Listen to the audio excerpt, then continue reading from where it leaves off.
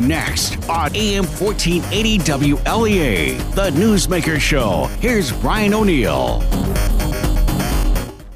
And good morning once again. Our guest is now with us. It's Kyle Olbert. And he's from an organization that raises awareness about persecution of religions in East Turkestan. It's called the East Turkestan National Awakening Movement. Kyle, thank you for joining us live on our Newsmaker line this morning. Hey, great to be with you. Well, Kyle, you're an expert on the Chinese government and their treatment of the people in East Turkestan. Wanted to play a couple of clips from a show that we carry weeknights here on our station, the John Batchelor Show.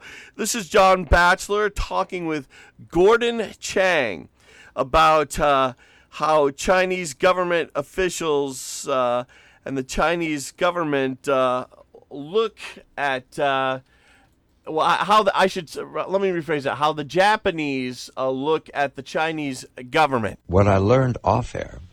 And this is John Batchelor talking about what the Japanese diplomats said to him when the microphones were off. What I learned off air from Japanese diplomats and others is that China is regarded in Japan through the lens of the Chinese Communist Party. They think of it entirely as the Chinese Communist Party.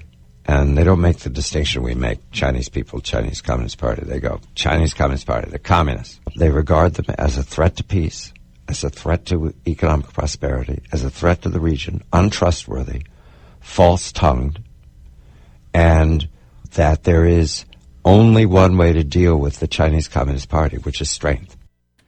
And this is Gordon Chang's answer to John Batchelor about how you have to be tough on the Chinese in negotiations in order to get China's respect. Absolutely, John. And that's not a view which is popular in the United States, because we always think that we should be able to get along with China, especially if we show concessions that they'll return them as a gesture of goodwill. But that's not the way China's communists think. And this is not just Chinese communism, but this really is hardline states in general. And, clearly, when we think about this, when we think about the concessions that we have made, they have not been reciprocated by Beijing. And so it's clear, you just have to show strength. You have to show Beijing it has no choice but to do what you want. And you have to sometimes push them to the edge of the cliff. Now, they're talking about trade and economic issues. Question for you, Kyle Olbert. Has the U.S. government shown strength on the topic of human rights issues in East Turkestan? We have, but we haven't shown the strength that we could show. We have a lot of tools in the arsenal that we could deploy against the Chinese Communist Party. We could sanction their officials under the Global Magnitsky Act. Those kinds of human rights sanctions, I think, would send a strong signal to the party that it is unacceptable for them to be locking millions of people in concentration camps, burning down churches, destroying temples, locking up practitioners of Falun Gong. A recent tribunal in London recently held that the Chinese Communist Party and the Chinese state are engaged in a systemic practice of forced organ harvesting. The list of human rights abuses goes on, and it goes back to the days of Mao. The Chinese Communist Party is responsible for the deaths of millions and millions of people. And, we have the tools, but we've not been willing to use them yet. I think this is because our president is very cleverly trying to negotiate the best deal that he can in terms of trade. However, the longer this thing drags out, the more people are suffering. The Chinese Communist Party is what we're talking about this morning on the Newsmaker Show. Here's a tweet from Senator Tom Cotton. Senator Tom Cotton from last week said, The Chinese Communist Party is preparing for a violent crackdown on civilian protesters in Hong Kong. If Beijing imposes martial law in Hong Kong, there must be serious consequences. Your reaction to what the senator said, Kyle Olbert? Yeah, Senator Cotton is precisely right. We need to send a strong signal to the party that it is not acceptable for them to send in People's Armed Police or People's Liberation Army units into Hong Kong. When Hong Kong was turned over by the British, they agreed to something called the Sino-British Joint Declaration. And that declaration stated that Hong Kongers would have a degree of autonomy. And, what we see over and over again, whether it's through, Chinese communist efforts to control the media in Hong Kong, to undermine the judiciary, and now apparently to send in, armed police or army units, at least that's the rumor, we see that a continual erosion of that autonomy. Hong Kong is systemically important to the global financial, trading system. And, we can't let Hong Kong get sucked down this black hole of authoritarianism.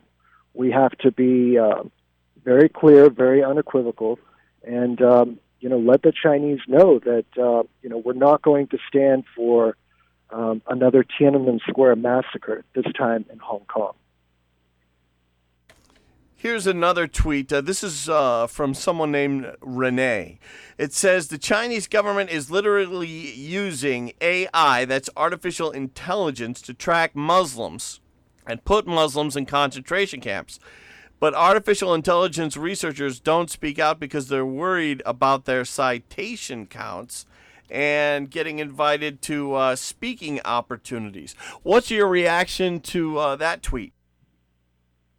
I'd have to agree with Renee. When we look at Microsoft or Google or any of these other major companies that are alleged to be involved in joint research with Chinese universities or with even with the Chinese military, according to some stories, we really have to. We really should be worried about what's happening. I don't think it's simply about citation counts and scholars wanting more citations and by Chinese researchers. I think this is really about giant companies' bottom lines. Companies like Google and Microsoft want access to the Chinese market, and at some point we're going to have to make these companies choose. If you're American companies, you cannot be doing business with American adversaries. Talking to Kyle Olbert from the East Turkestan National Awakening Movement. Here's another tweet. China is holding 3 million, and pronunciation question here, is it Uyghurs? How do I say that? Uyghurs. In concentration camps where forced labor, torture, and other terrible things are prevalent. The White House and State Department must impose sanctions on China and act now to prevent 21st century Holocaust, it says, in occupied East Turkestan. Your reaction to that tweet?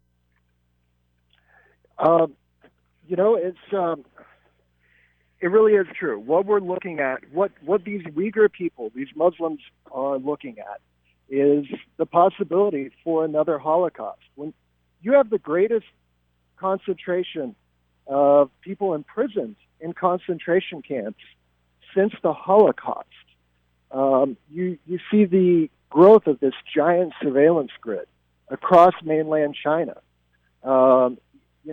Everything is pointing towards something terribly, terribly awful being planned. And so really we do. We need to be much tougher, much more vigilant. What the Chinese Communist Party is planning, we can only imagine, but all signs point to something truly atrocious. And we're We're on the air live with Kyle Olbert from the East Turkestan Awakening Movement. Here's another tweet, and it says, "It's not about countering religious extremism, terrorism, or improving linguistic proficiency. China's goal is to eradicate the East Turkestan national identity of the Uyghurs and other Turkish people in occupied East Turkestan." Your reaction to that? Absolutely. You know, when we look at what the Chinese are doing, they're not simply putting people in these camps, which is awful enough. They are erasing all references to their language. It's now illegal for them to use their own language in their own homeland.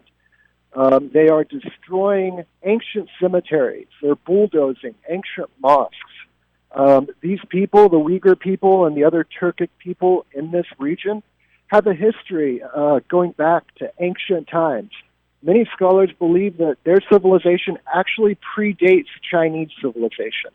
They very much are a separate people, and I think this is the threat that China sees in the Uyghurs and in these Muslims.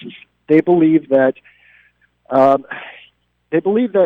if they don't eradicate them culturally, God forbid even eradicate them physically, these people will restore their independence. They've had an independent country twice in the past century. And because of where this land sits, at the middle of China's Belt and Road Initiative, it's very possible that, were these people to restore their independence, it would throw a giant roadblock to China's plans to build a trade corridor all the way through Europe.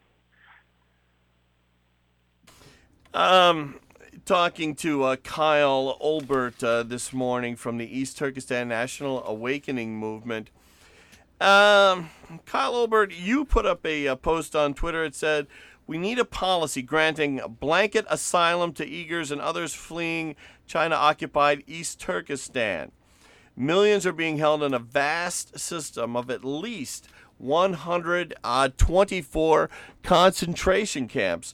So, I guess my question is, how, and maybe it sounds like a silly question, but with President Trump's progress that he's made with, Kim Jong-un in North Korea and Jinping in China, do you think that the President of the United States can influence China on this issue?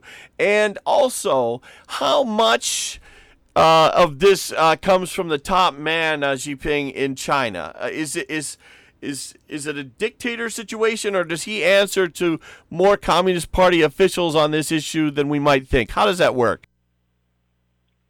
Well, first off, let me say that in terms of tangible things that we could do, aside from sanctions, one of the most immediate, impactful things that we could do would be to grant asylum to these people because they are at risk of being wiped out within the next decade or two. We've done this with, other areas in the world where there's been terrible, terrible suffering, and our nation is stronger because of it, because of these immigrants and, adding to the fabric of our country. In terms of Chairman Xi Jinping, since he's taken power, he has truly consolidated that power. He has really eliminated anybody who might stand in his way under the guise of anti-corruption efforts. Basically, if you oppose Chairman Xi, then sooner or later you're going to find out that the authorities are accusing you of corruption. It tends to work out pretty conveniently that way. So I really do think that it goes right to him, and ultimately he should be, target number one for these sanctions, because the people that he has empowered within the party to affect these policies, it goes right back to him. It really does. We've been talking with Kyle Olbert this morning from the East Turkestan National Awakening Movement. Down to about 60 seconds. I wanted to ask you about this tweet, which I found very interesting. It's from a General Robert Spalding. It said, the Chinese don't want a deal. They're trying to delay to wait for the elections in 2020. Presumably, General Spalding means the Chinese want Trump out of there. Your thoughts there? I would have to say that's probably gospel truth right there. General Spalding was the head of was the strategic policy planning for the National Security Council. He would know better than anybody would. I truly do believe that the Chinese don't want a deal. They're going to wait this out in the hopes that a more amicable candidate, is chosen for the Democratic Party and ultimately beats President Trump.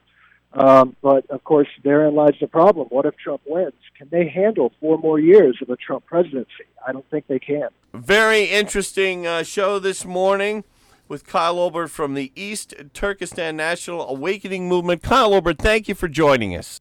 Hey, thank you so much. Have a good one.